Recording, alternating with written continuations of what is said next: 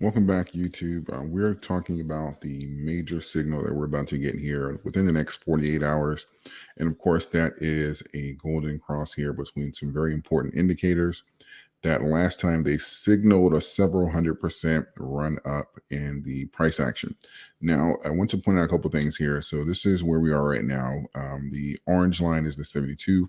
Yellow line is the 14. I see that the price is red now. We've pretty much been resting along the 72, which is absolutely fine. It doesn't necessarily have to um, be well above it in order for it to cross. We're just looking for a meeting of the minds here. And I wanted to point out a couple of things. If we take a look back here, what happened last time.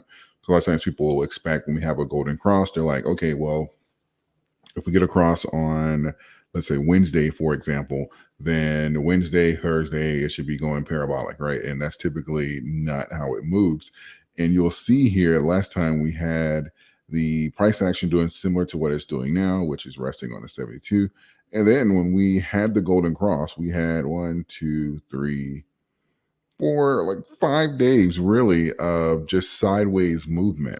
The signal was there for the upward trend, but we had another almost a week of the price action trending sideways, but the signal was there. And then we got that major price action here. And this is across the board. It's not just for Doge. I'll take a look at some other coins here just in case this is your first video. But this is very what we're seeing now as far as for it resting on the 72 is common to what had happened last time, which it was literally just kind of trending along the 72. It did it 1, 2, 3, 4, 5, 6, 7, about 7 days, about a week before it actually crossed to give the actual golden cross. It trended along the 72 for about a week. And you can see we're repeating this pattern here. So if we're repeating the pattern of what happened last time, then I'm perfectly fine with this trending along the 72 for a week, us having the cross here, it trending sideways for 5-6 days, whatever. If this is the outcome, and you know, the several 100% up to around 22, 23%, 22, 23 cents level from around the 8 cent. If we're seeing some similar price action, that puts us somewhere between 39 and 45 cent. If we're getting something similar for that, then this is perfectly fine here for the next leg up. And that obviously will tie into some of the other coins as well. Let's take a look here at shorts though first before we take a look at those other coins. And you'll see shorts here are doing absolutely nothing. So they are still not prepared to make an entry here despite being a red day, because you'll see more so retail panicking, but you see the people that bet on the asset actually going down, they are not confident enough to take a position in the asset going down to profit from it. So again, that kind of makes sense here based off what we're seeing here. So they're not taking any chances. Let's take a look here at the market leader, of course. And we have Bitcoin. We have the cross here. We have similar price action. We're resting on the 14. We have the signal here, which obviously we got the big push from the, what is this, May 20th. We got the big push here, and we're resting on the 14, kind of establishing some support here. We got some strong rejections here from down below it on the 72.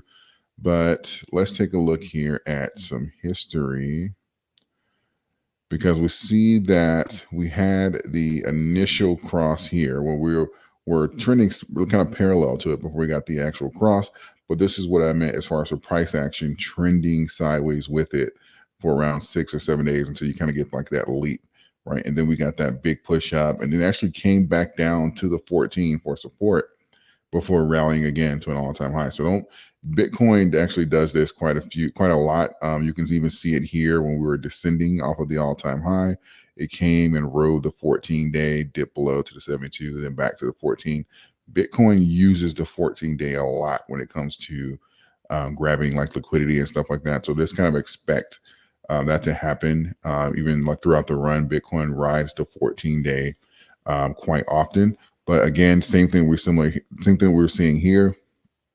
You can expect there typically, once those two get close, you can technically expect there to be like a period, similar to what we're seeing with Doge, where things kind of go sideways there before you have that room, that leg up. But it is an indicator, and it has been an indicator for the asset price moving to the upside. So again, it's not immediate, but it's certainly a major signal for the asset price trending higher here. The biggest thing for Bitcoin as far as for price action, if you're not charting any of the crosses or moving averages or anything, is obviously going to be the 71.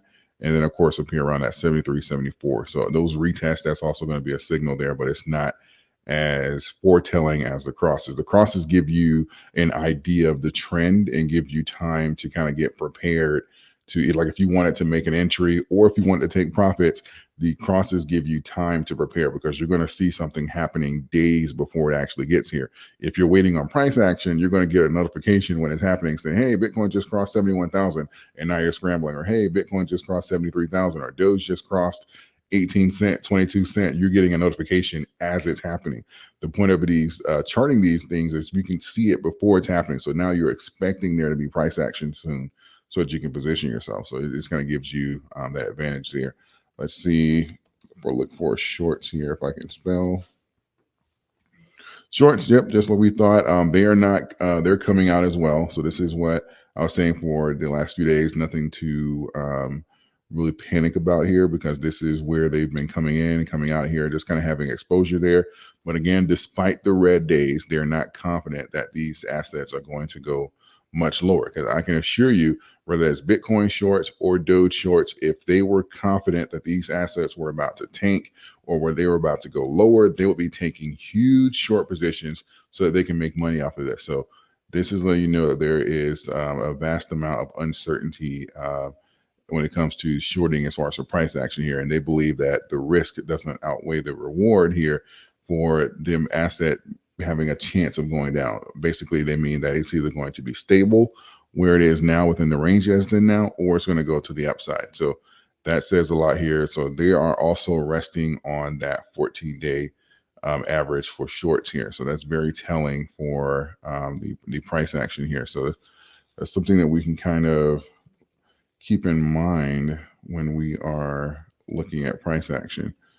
I want to take a look here just to see if we have any liquidations, anything major changing since the last video. Short liquidations are in the hundreds of thousands, so that's they're not, again, not major players right now. Let's go to long short ratio. Yep, we're back up to that 75-25 long. Very interesting here. 5 minute, 30 minute, 1 hour, 4 hour, 1 day are all averaging over 70%, 74 on a 5, 74 30, 73.9 on a 1 hour, 74.6 on a 4, and 72.04 on the 1 day.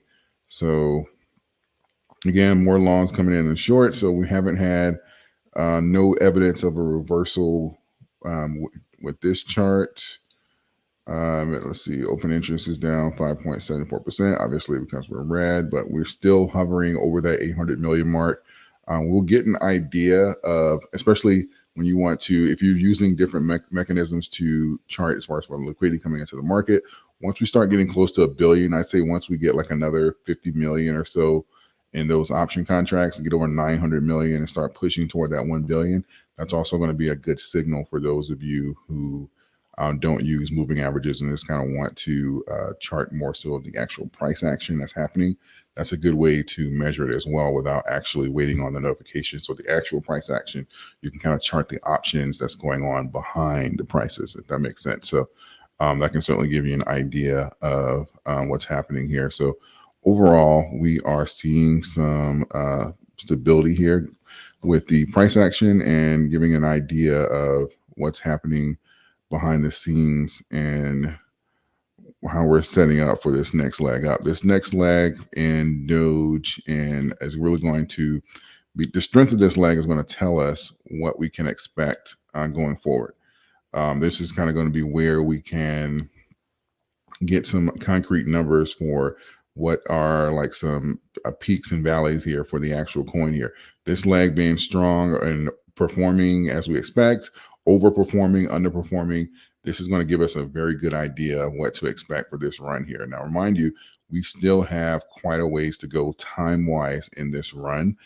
So this could be, we can get anywhere from 2 more legs to 3 more legs. So it just really just depends as far as for this this cycle here and how it plays out, because we've seen both in the last 2 bull runs. So I'm just going to keep in mind that the price action where we stand here is obviously the higher we chart on this next leg is the higher the following leg is going to be after that, right? Before you get that blow off top. So this is why I said it's good that we never gave up the gains here and from this initial leg, because it's charting higher is, especially when it comes to liquidity allocation, it's not necessarily an easy thing to do.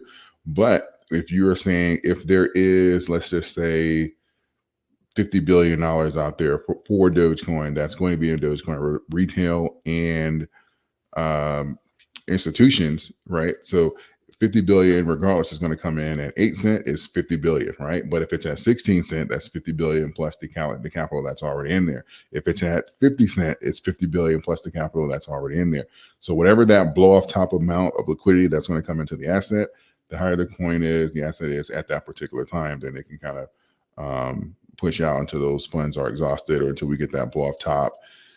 Macro events change, all that kind of good stuff that can kind of throw things off, that kind of cause the panic sell around that blow off top. So as long as we're charting higher and moving higher on each leg, then we can certainly keep moving the needle and the goalpost as far as for where this can potentially end up. But the strength of this next move is going to be very telling. So that's one of the things that I'm very curious to see for this next leg up. So that is the price update. If you found value, please consider subscribing to the channel. We're on a mission to beat Bitcoin to 100,000 by getting 100,000 subscribers first. So if you can help with that, I'll greatly appreciate it. Leave me a comment and I will see you guys in the next video.